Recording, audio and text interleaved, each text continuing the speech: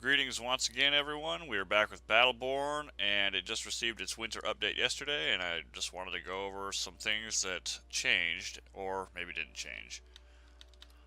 First of all, they talked about allegedly giving performance updates to all platforms.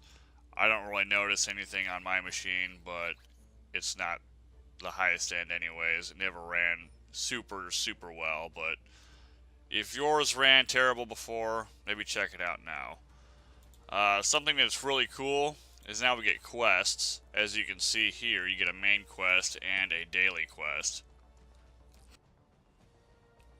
No, you're not seeing things. This does award platinum premium currency. So if you can finish those, you absolutely can get money towards premium skins or whatever. Taunts, that kind of thing. What else did they add? Well, they added... That's not what I wanted. Well, we can check this out real quick. They added a dojo training mode, which is solo, and I'll show you that in just a second. They also added an incursion tutorial, which I will explain in a moment as well. I wanted to show you this.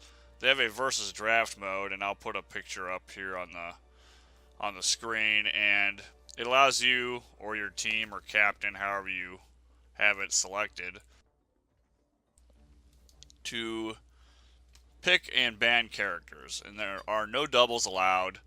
You absolutely cannot do anything but ban characters you don't want your opponents to have and pick ones you want, and counter pick them as best you can. That's pretty much how it goes.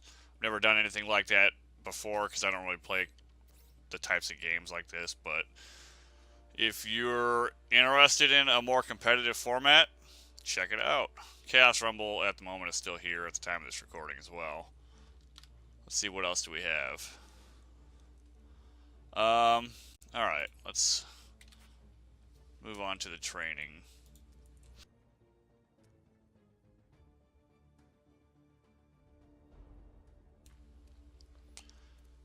Now, one thing about this is cool is, say I want to pick Umbra. Oh wait, no, I don't want to pick Umbra. You can hit backspace. Oh no, you can't. Oh wait, maybe. No. It doesn't work here. Why doesn't that work here? Anyways, allegedly you're supposed to be able to hit backspace and change your character. And all your skins and taunts and stuff are on the bottom. If you're in a versus match, you theoretically can deselect your hero and change it to someone else if your teammates left a hole. Welcome to the dojo. Here you can practice your in against waves of minions. The roster as far as a position type like support or tank. Anyway, you start off with 100,000 shards, and you start off at level 5. As you can see, I'm still gaining experience down there in the bottom left. And don't really worry too much about this, although Nova does start it off pretty quickly. You still have plenty of time to activate all your gear, if that's your bag. And then you can go through and just, you know, check out all your stuff. You know, I'm just gonna grab stuff. I don't really care what it is. So, if you want to read through everything real quick and get an idea of what it's like, feel free to take your time. Up at the top, you'll see a score. You have 15 minutes or until the opponent fills up their bar points, or you do. I warned you! I warned all of you! Basically, it's just bots that move across, and you can pick them off one by one as it is. Nothing too difficult about this. While it is nice, I really wish it had a static dummy.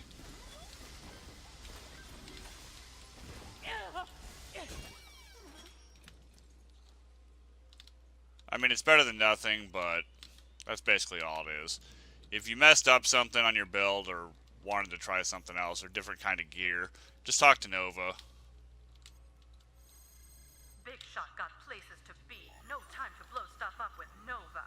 I get it. Exiting dojo. It's pretty nice. It's better than not having it.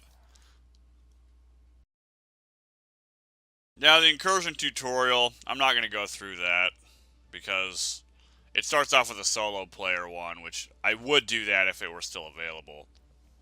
But it only has the 3-player variant. Anyway, I do have an issue with that, and it's nice that it's there, but it's over way too fast. You can get some information on a basic level from that, but I mean, it doesn't really let you have time to see everything. I mean, I went through it to see if it had any tips I might not know, because, you know, I'm not like a professional incursion player. I don't even like the game mode that much. But it's really hard to learn.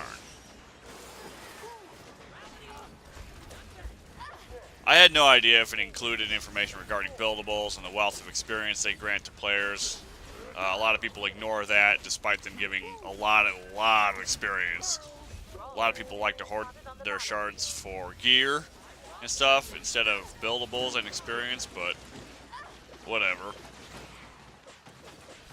Does it cover Thrall and minion summons? I don't really know. It was over really fast, and I didn't contribute all that much to it. Does it cover being able to knock off the leg armor on a sentry to expose a weak point so you can disable the sentry? I don't know.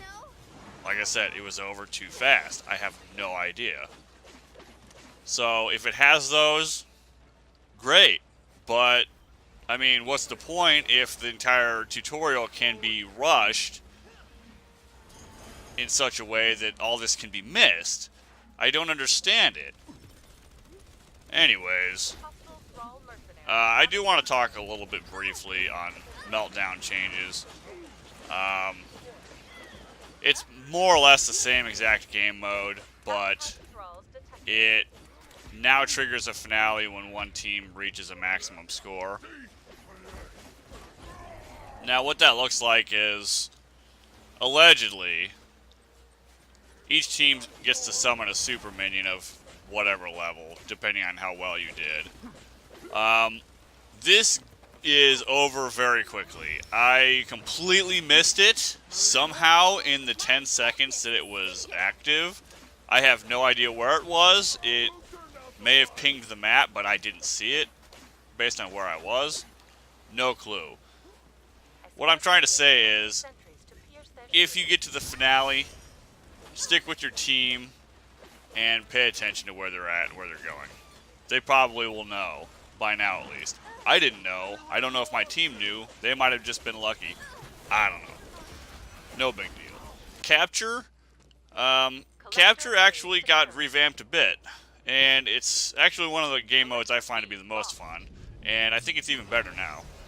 And you start off at level 3, and you have a handful of shards ready to go. This lets you activate a pricey piece of gear quickly, or build critical turrets, or what have you. Vrelsi also now give team-wide experience when killed, and because of this, one team member or opponent can't kill a bunch of Vrelsi and spiral out of control with the levels, making it unbalanced and kind of snowbally and sloppy and unfun. Anyway, these changes seem pretty nice for the most part, and I had a lot of fun playing the game mode, again.